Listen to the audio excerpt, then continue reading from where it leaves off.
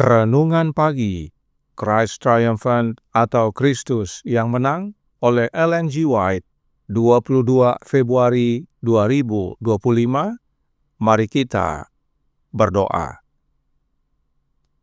Bapa kami yang di sorga, Allah pencipta langit dan bumi, laut dan segala isinya, Allah yang maha besar, maha kuasa, sumber segalanya, yang kami sembah selalu melalui anak-Mu yang tunggal, Yesus Kristus. Terpujilah Yesus, anak Allah yang maha tinggi, yang adalah pokok anggur yang benar bagi kami. Pada pagi hari ini kami bersyukur boleh bangun dan berbakti, dan sebagaimana membaca dan mendengarkan nasihat firman-Mu, kiranya ini menjadi pembaharuan bagi kami semua, agar kami tinggal dalam Yesus dan Yesus dalam kami, sehingga kami menjadi para pembela hukum-Mu, ya Bapa. Beserta kami sepanjang perbaktian ini kehendak-Mu yang jadi. Ampun kami akan dosa dan salah, karena kami berdoa hanya dalam nama Anak Allah yang tunggal, Yesus Kristus, yang adalah Tuhan dan Juru Selamat kami. Amin. Renungan hari ini akan dibacakan oleh Ibu Wanda Pondaah. Kepada Ibu Wanda, kami persilahkan. Selamat pagi. Judul renungan pagi kita hari ini adalah Para Pembela Hukum Allah. Ayat inti terdapat di dalam Yakobus 1 ayat 25. Tetapi barang siapa meneliti hukum yang sempurna, yaitu hukum yang memerdekakan orang, dan ia bertekun di dalamnya, jadi bukan hanya mendengar untuk melupakannya, tetapi sungguh-sungguh melakukannya, ia akan berbahagia oleh perbuatannya. Apakah satu bangsa menjadi senang bila menyingkirkan hukum Allah? Negara-negara di sini, di Eropa, memiliki hukum mereka sendiri, dan keselamatan penduduk negara-negara ini bergantung pada penurutan mereka pada hukum-hukum ini. Dan Anda tahu betapa ketatnya mereka mengharuskan hukum-hukum ini dituruti. Anda melihat seorang petugas di samping seorang pria yang membelenggu tangan dan kakinya, dan Anda tahu bahwa pria itu telah melanggar hukum negara. Dia kehilangan kebebasannya dan dipenjara karena melanggar hukum negara. Dan akankah ada orang yang menyatakan bahwa Tuhan semesta alam tidak memiliki hukum untuk mengatur kerajaannya?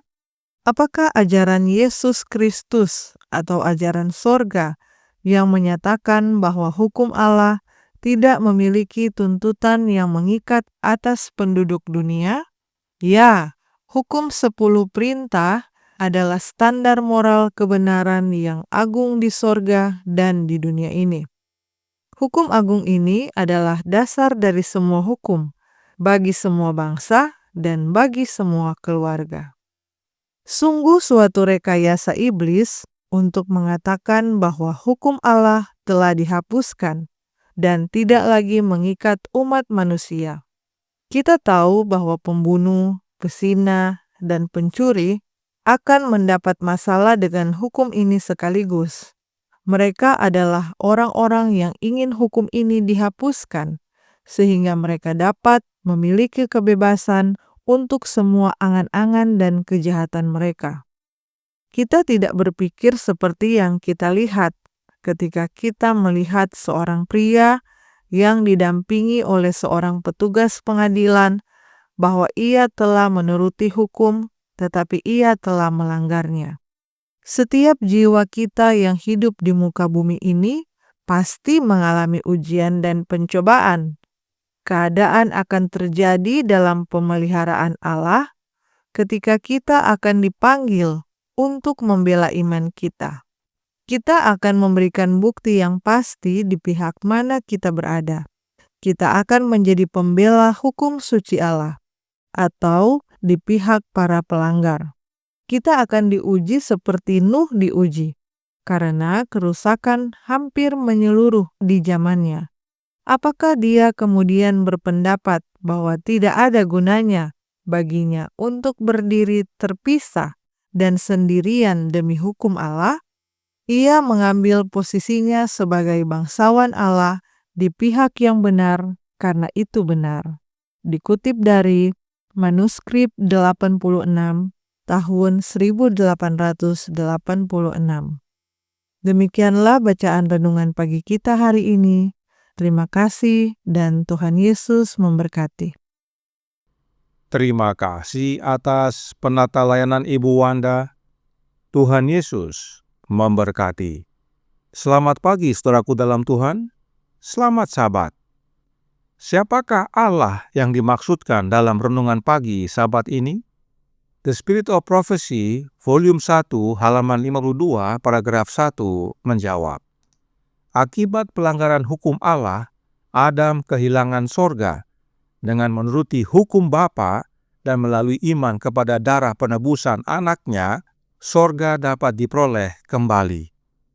Allah yang dimaksudkan adalah Allah Bapa. Karenanya, saat dikatakan hukum Allah, maka itu sama dengan hukum Bapa. Nah sekarang, apakah hukum Allah Bapa itu? Mari kita baca kesaksiannya White waktu dia menerima penglihatan yang tertulis dalam Life Sketches of James White and Ellen G. White, edisi 1888, halaman 340, paragraf pertama. Saya melihat bahwa Yesus tidak datang untuk menghapuskan hukum Bapanya. 10 hukum harus dipatuhi selamanya. Hukum yang dimaksudkan adalah 10 hukum. Jadi, 10 hukum itu disebut hukum Allah, yaitu hukum Bapa. Dan tentang 10 hukum ini, renungan hari ini berkata dalam Christ Triumphant, halaman 59, paragraf 3. Ya, hukum 10 perintah adalah standar moral kebenaran yang agung di sorga dan di dunia ini. Hukum agung ini adalah dasar dari semua hukum, bagi semua bangsa dan bagi semua keluarga. Dan jika disebut standar moral, maka itu artinya karakter. Itu sebabnya Roh Nubuat berkata dalam manuskrip 32 tahun 1894 paragraf 4. Kita perlu membandingkan kehidupan dan karakter kita dengan standar moral yang agung, 10 hukum. Standar moral itu adalah karakter dan standarnya adalah 10 hukum.